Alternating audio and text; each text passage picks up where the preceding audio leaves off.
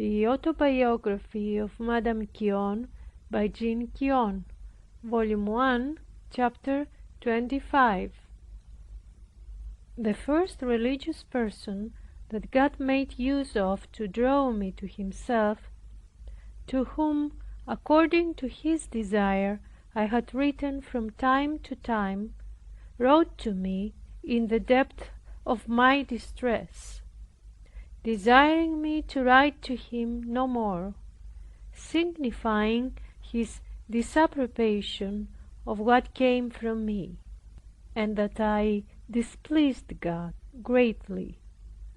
A father, a Jesuit, who had esteemed me much, wrote to me in like manner. No doubt it was by thy permission they thus contributed to complete my desolation. I thanked them for their charity, and commended myself to their prayers.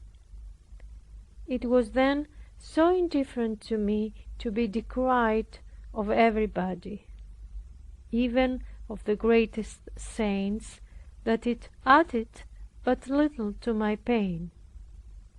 The pain of displeasing God, and the strong propensity I felt in myself to all sorts of faults, caused me most lively and sensible pain.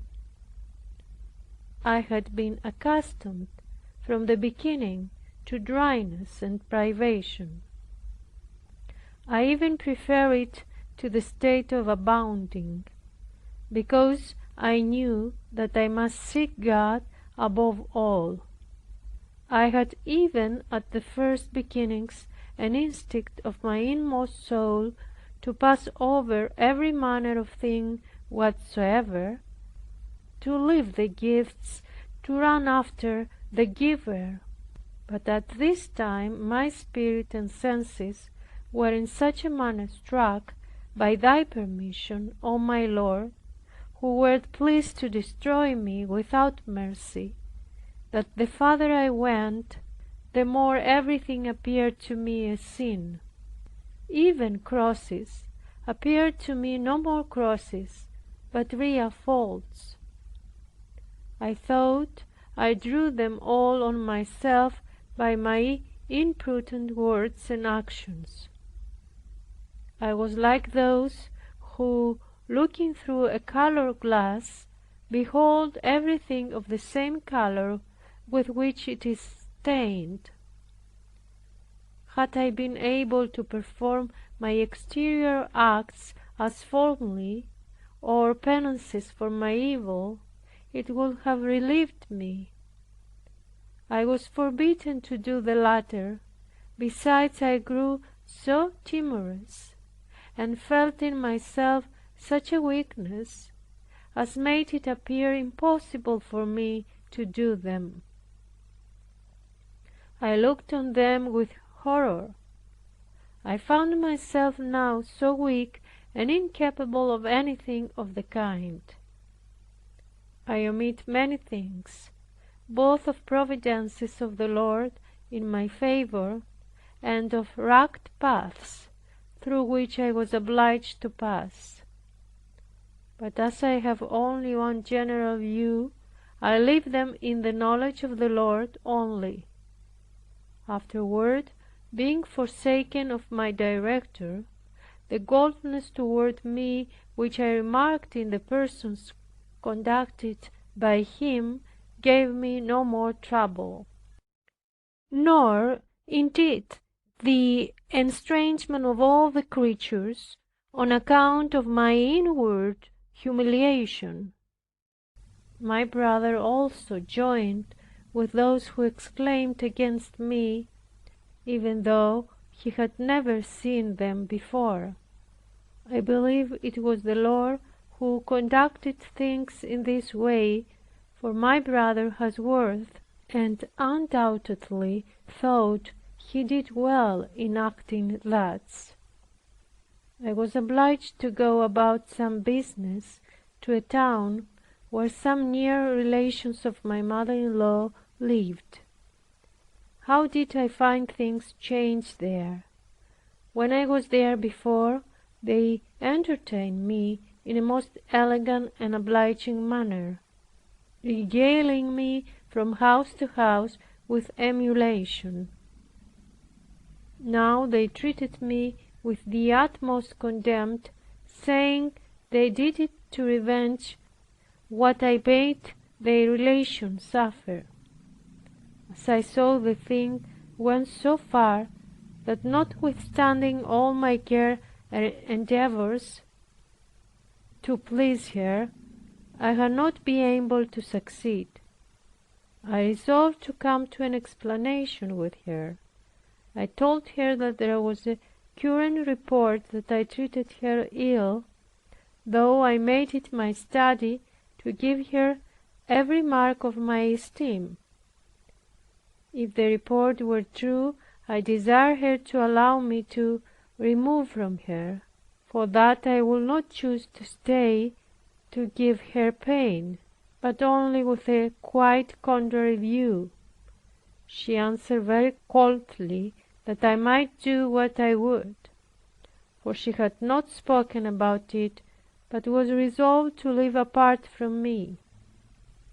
This was fairly giving me my discharge, and I thought of taking my measures privately to retire. As I had not since my widowhood made any visits, but such as were of pure necessity or charity, there were found too many discontented spirits, who made a party with her against me. The Lord required of me an inviolable secrecy of all my pains, both of exterior and interior. There is nothing which makes nature die so much as to find neither support nor consolation. In short, I saw myself obliged to go out in the middle of winter with my children and my daughter's nurse. At that time there was no house empty in the town, so the Benedictines offered me an apartment in theirs. I was now in great strait, on one side fearing lest I was shunning the cross, on the other side thinking it unreasonable to impose my state on one to whom it was only painful. Besides what I have related of her behavior, which still continued, when I went into the country to take a little repose, she complained that I left her alone. If I desired her to come thither, she would not. If I said I dare not ask her to come, for fear of incommoding her by changing her bed, she replied, it was only an excuse, because I would not have her go, and that I only went to be away from her. When I heard that she was displeased at my being in the country, I returned to the town. Then she could not bear to speak to me or to see me. I accosted her without appearing to notice how she received it. Instead of making me any answer, she turned her head another way. I often sent her my coach, desiring her to come and spend a day in the country. She sent it back empty, without any answer. If I passed some days there without sending it, she complained aloud. In short, all I did to please her soured her, God so permitting it. She had in the main a good heart, but was troubled with an uneasy temper, and I do not fail to think myself under much obligation to her. Being with her on Christmas Day, I said to her with much affection, my mother, on this day was the King of Peace born, to bring it to us. I beg peace of you in His name. I think that touched her, though she would not let it appear. The ecclesiastic whom I had met with at home, far from strengthening and comforting me, did nothing but waken and afflict me, telling me that I ought not to suffer certain things. I had no credit enough to discharge any domestic, however defective or culpable. As soon as any of them were warned to go away, she sided with them, and all her friends interfered. As I was ready to go off, one of my mother-in-law's friends, a man of worth, who had always an esteem for me, without daring to show it, having heard it, was much afraid lest I should leave the town, for the removal of my alms, he thought, would be a loss to the country. He resolved to speak to my mother-in-law in the softest manner he could, for he knew her. After he had spoken to her, she said that she would not put me away, but if I went, she would not hinder me. After this, he came to see me, and desired me to go and make an excuse to her, in order to content her. I told him I should be willing to make 100, although I did not know about what; that I did it continually about everything which made her uneasy. But that was not now the matter, for I make no complaint of her, but thought it not proper for me to continue with her to give her pain, that it was but just that I should contribute to her case. However, he went with me into her room. Then I told her that I begged her pardon, if ever I had displeased her in anything, that it had never been my intention to do it, that I desired her, before this gentleman, who was her friend, to tell me wherein I had given her any offense. Here God permitted. She made a declaration of the truth in his presence.